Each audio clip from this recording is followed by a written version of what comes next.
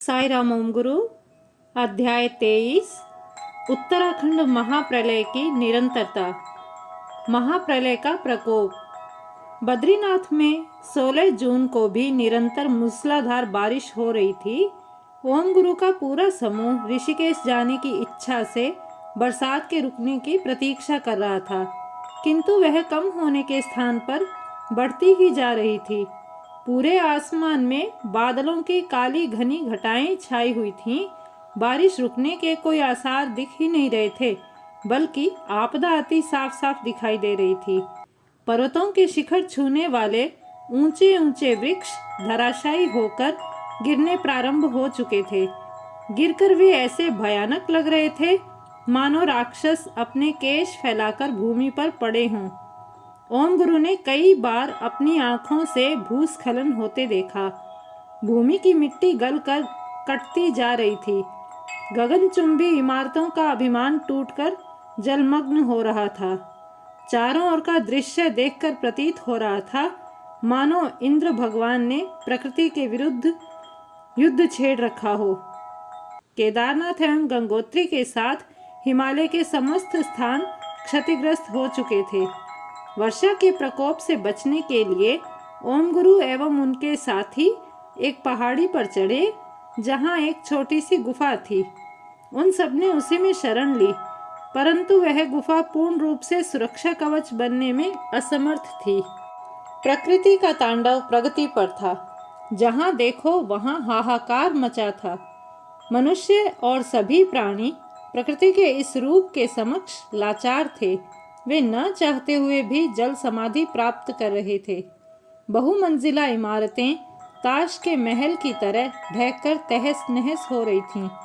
ऊंचे ऊंचे पठार समतल भूमि में परिवर्तित हो रहे थे। लोग तिनके की तरह बाढ़ में बह रहे थे, जिसे देख परिवार के सदस्य भयभीत होकर चिल्ला रहे थे। ऐसी विनाश लीला के साक्षी ओम गुरु भी भयभीत व चिंतित थे। अपने साहस को एकत्र करने हेतु वे निरंतर नारायण मंत्र का जाप कर रहे थे। इतने समय बाद भी वर्षा का वेग थोड़ा भी कम होने के स्थान पर प्रतिक्षण और भी उग्र होता जा रहा था। ऐसा प्रतीत हो रहा था जैसे गंगा माता पापियों के पाप हरते हरते थक गईं, इसलिए खींचकर नरभक्षण आरंभ कर दिया। नदी के प्रवाह की तीव्रता उसके लक्ष्य को प्रमाणित कर रही थी कि वह अपने पास कोई शव नहीं रखने वाली है। बारिश व अंधकार के भयानक रूप ने ओम गुरु तथा उनके साथियों का सांसारिकता से नाता ही तुड़वा दिया। वे सब मूक होकर लाचार भाव से एक दूसरे की ओर देख रहे थे। वैसे तो महाप्रलय के अनुभव से उनकी भूख प्यास मर चुकी थी, फिर भी सबकी आंखों में अन्न जल की अपर्याप्तता को लेकर प्रश्न था। उनके पास कुछ बिस्कुटों के पैकेट थे, जिनके सहारे इस अनिश्चित कठिन समय को पार करना था। उन्हें भली भांति ज्ञात था कि यह स्थान उनके लिए सुरक्षित नहीं है। वे इस निष्कर्ष पर थे कि जल क्रीड़ा में प्रकृति की क्रूरता के सामने उनका टिक पाना असंभव है, इसलिए शीघ्र ही उनका अंत निश्चित है। वर्षा का जल भयंकर बाढ़ का रूप धारण कर चुका था। अब न केवल प्राणी बल्कि बड़ी बड़ी गाड़ियों ने भी जल समाधि लेना आरंभ कर दिया। इधर उधर से समाचार आ रहे थे कि केदारनाथ पूर्णतः नष्ट हो गया है। हेमकुंड साहिब से 4000 गाड़ियां बाढ़ में बहकर विलुप्त हो गईं। रास्तों व सड़कों का अस्तित्व मिट चुका था। सहायता के लिए पुकार रही ध्वनियां लाचारी को कोस रही थीं। ओम गुरु ने 2000 लोगों की रिहाइश वाली एक इमारत को धीरे धीरे पानी में ढहते देखा। लोगों के तड़पने, चिल्लाने, कराहने की आवाज़ों से ओम गुरु की अंतरात्मा उनकी सहायता न कर पाने की मजबूरी के कारण उन्हें झकझोर रही थी। चारों ओर मौत, केवल मौत।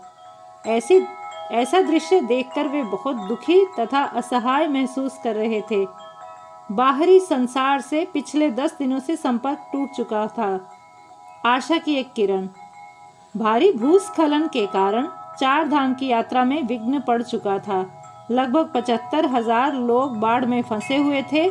न अन्न, न जल, न ही किसी प्रकार की कोई सहायता। ऐसी स्थिति ने सबको निढाल कर जीवन को अर्थहीन बना दिया था। तब सेना ने स्थानीय लोगों व श्रद्धालुओं के राहत कार्य के लिए ऑपरेशन गंगा चलाया।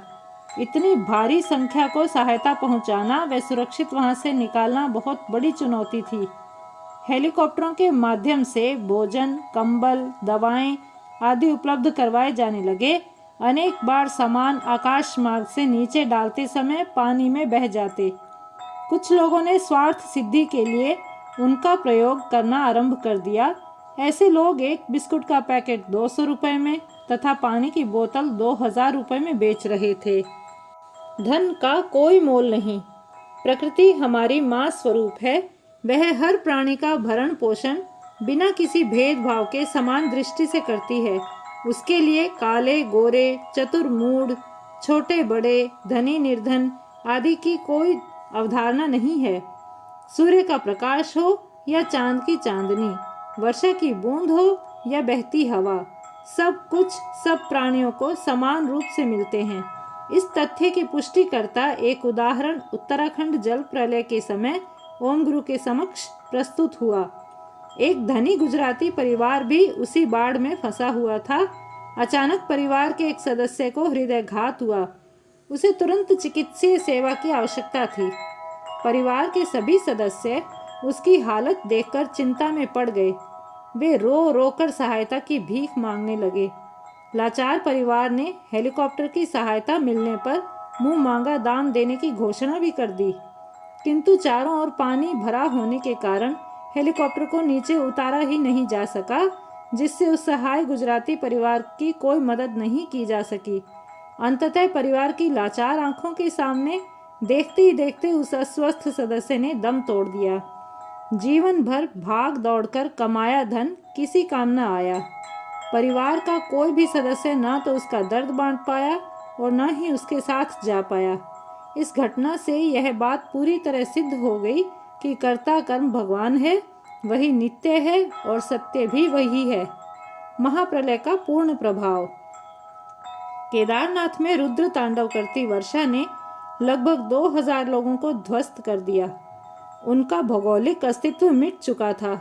जो शेष था वह केवल पानी था। गौरी कुंड का भी कोई संकेत नहीं मिल रहा था। आदि शंकराचार्य की अति सुंदर समाधि नष्ट हो चुकी थी।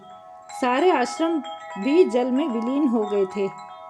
चारों ओर जल प्रलय से होने वाली बाधाओं एवं मृत्यु की बर्बरता जैसी विकट परिस्थिति में ओम गुरु एवं उनके साथी 21 दिनों तक फंसे रहकर भी यदि सुरक्षित लौट आए तो यह निस्संदेह भगवान श्री सत्य साई बाबा की असीम अनुकंपा से संभव हुआ। मेरे होते तुम्हें किस बात का डर। भगवान द्वारा कहा गया यह कथन निरंतर ओम गुरु के कानों में गूंज रहा था। एक सप्ताह पश्चात टेलीफोन सुविधा बहाल हो पाई। ओम गुरु ने तुरंत अपने परिवारजनों को स्वयं के सुरक्षित होने की सूचना दी।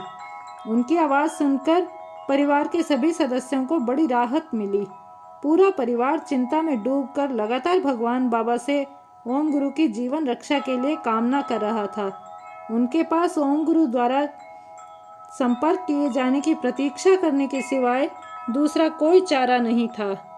जय साई राम, जय ओम गुरु।